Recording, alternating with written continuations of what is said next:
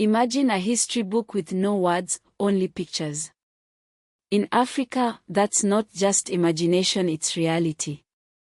For centuries, visual culture has been a primary source of African history, an archive etched in rock, cast in bronze, painted on walls, and captured in photographs. It's a story far richer and more complex than the one often told. Let's journey through time and space, exploring how African history has been recorded, contested, and reinterpreted through visual expression.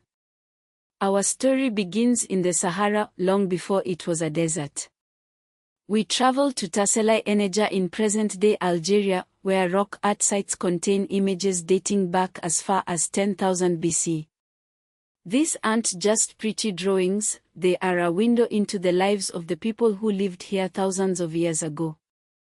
We see depictions of cattle herding, hunting, and everyday social life, offering a glimpse into a thriving society before the Sahara became what it is today. These images predate written language in the region, demonstrating the power of visual storytelling to preserve history.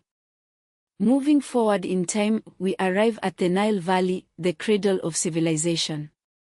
Ancient Egypt, with its majestic pyramids and intricate hieroglyphs, offers a wealth of visual historical records.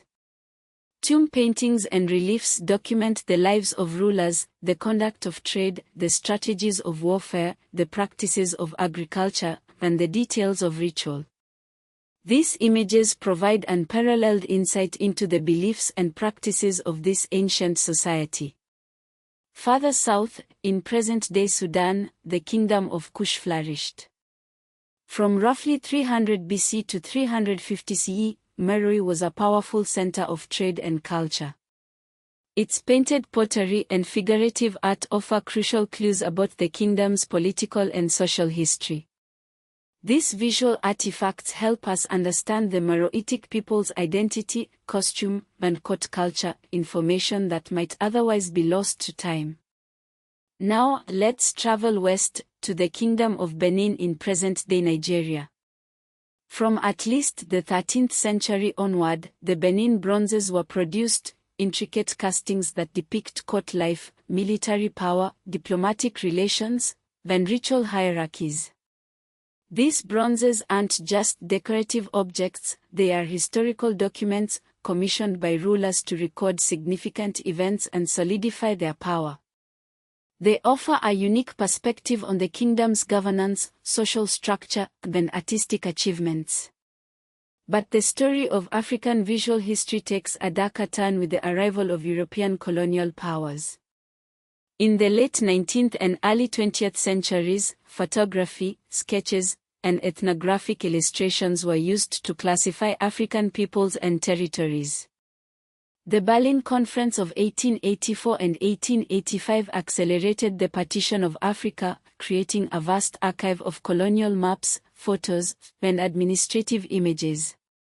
Colonial photography often presented Africans as stereotypes, reinforcing racial hierarchies and tribal divisions. These images were often staged or captioned incorrectly, presenting a distorted view of African societies. However, these same colonial archives also contain rare visual evidence of clothing, architecture, tools, ceremonies, and urban life that has now been lost or transformed. Historians must critically examine these images, recognizing their biases while also appreciating their potential as historical sources. As the 20th century progressed, visual culture became a powerful tool in the fight against colonialism. Across Africa, posters, murals, newspapers, cartoons, and photographs were used to mobilize anti-colonial movements. Ghana's independence in 1957, under Kwame Nkrumah, marked a turning point for the continent. By 1970, about 45 of today's 54 African states had achieved independence. Visual art changed alongside nation-building, urbanization, and Cold War politics.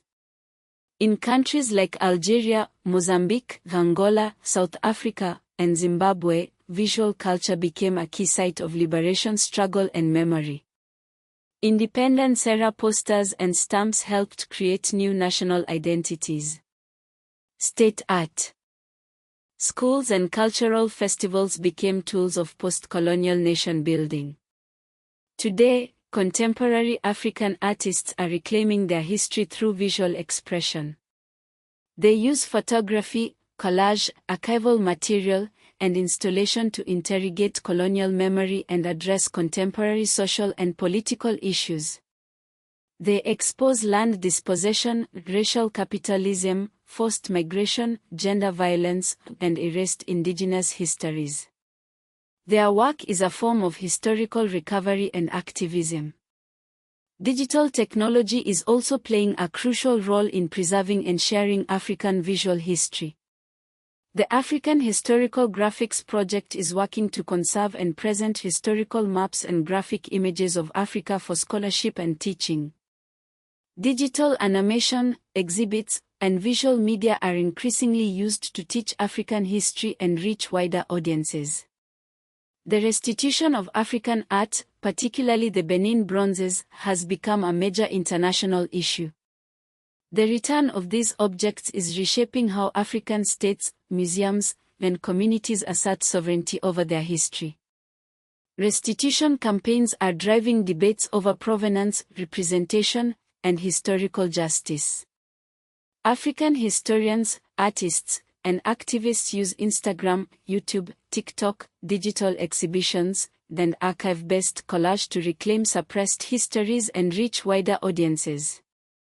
Contemporary artists in countries like South Africa, Nigeria, Kenya, Ghana, Sudan, and Senegal use archival photos, performance, and mixed media to revisit colonial violence, apartheid, state propaganda, migration, and urban memory. This visual work creates a form of historical intervention. As visual collections are digitized for classroom use, including in university libraries and public history projects, they support curriculum development and broaden access to African historical materials beyond elite institutions. Modern African states continue to use visual culture in national commemorations, monuments, currency, passport design, public murals, and independence anniversaries. But it's important to remember that colonial visual archives were often propaganda. Colonial photographs and illustrations were frequently produced to justify conquest, depict Africans as primitive or static, sanitize forced labor and violence, and erase African agency. Many images were staged, mislabeled, or stripped of context. The looting of African art remains a major unresolved issue. The 1897 British punitive expedition to Benin led to the looting of thousands of artworks from the royal palace. These objects were dispersed across museums and private collections in Europe and North America. This is one of the clearest examples of how visual history was extracted from Africa under violence. Under colonial rule, African intellectual and artistic traditions were often dismissed or not archived properly. Many indigenous visual systems were undervalued because they did not fit Western categories of fine art or history. Museums and scholars are now working to decolonize African history by reinterpreting colonial collections and addressing representation disputes. By studying African visual cultures and colonial histories as intertwined, the field connects art history, anthropology, media studies, history, museum studies, and digital humanities. African visual history is not just about the past, it's about the present and the future. It's a powerful tool for understanding identity, nationhood, and public memory. It's a reminder that history is not just written in books, but also etched in stone, painted on walls, and captured in images. It's a vibrant, ever-evolving story that continues to be told and reinterpreted by Africans themselves.